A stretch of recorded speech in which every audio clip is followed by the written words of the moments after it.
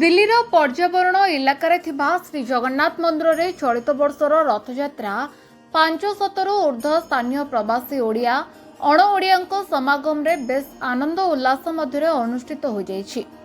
प्रत्युषरु मंदिरर समस्त पारंपरिक नीतिकांत संपन्न हेबा परे शंख घंट कीर्तन हरिबोल हुड़हुड़ी ध्वनि मध्य श्रीजीव मानंकु गोटी पहंडी रे अणा जाई रथारूढ़ करा जायतला। उपस्थित श्रद्धालु मानक द्वारा संध्या 5टा पाखापाखि जय जगन्नाथ ध्वनि देई रथ टणा जाई संध्यारे मंदिर को प्रत्यावर्तन करा जायतला।